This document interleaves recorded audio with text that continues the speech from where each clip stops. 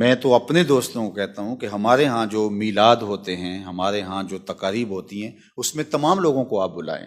ہمیں دیکھے تو صحیح، آ کے جو دور سے دیکھ کے بات کرتے ہیں، ہمیں آ کے دیکھے تو صحیح کہ ہم غلط کیا کر رہے ہیں۔ جو کچھ بچوں نے از خود یا غیر ذمہ دار کسی ممبر و محراب کے وارث نے وہ ایک راستہ نکال لیا اور اس کو نام دے دیا، وہ ایک الگ چیز ہے، لیکن جو ذمہ دار لوگ ہیں ان کا طرز زیست بھی ذمہ دارانہ ہوتا ہے، اور ان کا انداز اور ان کی تقریبات سب کچھ منظم اور ذمہ دارانہ ہوتی ہیں۔ تو یہ بہت اہم ہے، اور اس بات کا بہت زیادہ خیال بھی کرنا چاہیے، التزام بھی کرنا چاہیے، لحاظ بھی رکھنا چاہیے۔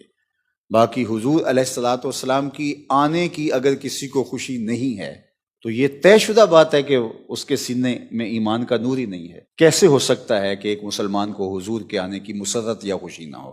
اظہار کے طریقے الگ ہو سکتے ہیں، سلیقے الگ ہو سکتے ہیں، رنگ اور آہنگ الگ ہو سکتے ہیں، لیکن عقیدتوں اور محبتوں کے سانچے میں ڈھل کے ان کو خراج عقیدت پیش کرنا چاہیے، کثرت سے درود پڑھنا چاہیے، گھروں میں چراغاں کیجیے۔ لیکن میں نے اس مرتبہ دوستوں کو یہ کہا کہ چراغاں کرنا ہے نا، تو اس کی ایک صورت یہ بھی ہو سکتی ہے کسی غریب کا بل ادا کر دیں۔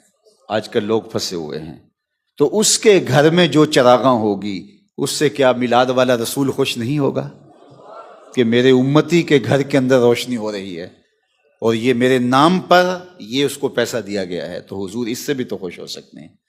چراغاں ضرور یہی ہے کہ آپ نے بنیروں پہ کرنا ہے، میں بنیروں پر چراغوں کا مخالف نہیں ہوں، ہم نے خود مرکز میں کیا ہے، لیکن میں کہتا ہوں کہ ان چیزوں کا بھی خیال اور لحاظ ساتھ ساتھ رکھیں، اور آپ اپنے گھر میں چراغاں رکھیں، اور 10 گھروں کا بل اگر آپ کی سکت ہے، 12 گھروں کا بل آپ کی سکت ہے تو وہ بھی ساتھ ادا کر دیں۔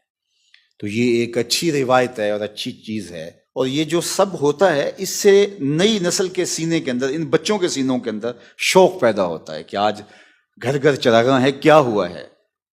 تو یہ بچے پھر سیکھتے ہیں، اور حضور علیہ السلام کی محبت کا نور ان کے سینوں میں پیدا ہوتا ہے، اور میں سمجھتا ہوں کہ اس سے بڑی نعمت اور کوئی نہیں ہو سکتی۔ آپ اور میں اس بات کو شعوری طور پہ جانتے ہیں کہ حضور کی صورت میں ہمیں انعام دیا گیا۔ اگر حضور تشریف نہ لاتے تو آج ہم کہاں کھڑے ہوتے؟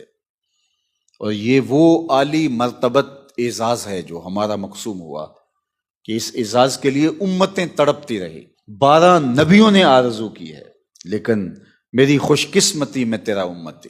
یہ 12 ربیع الاول کا جو دن ہے، ان یادوں کے تسلسل میں ہم بھی جھوم اٹھتے ہیں، اور ہم بھی کہتے ہیں کہ یارو تمہیں کیا پتا ہم خوشیاں کیوں نہ منائیں، امروز شاہ شاہاں مہماں شدست ہمارا۔ یہی دن تھا، یہی گھڑیاں تھی، یہی ساعتیں تھی۔ امروز شاہ شاہاں مہماں شدست ہمارا، جبریل با ملائکہ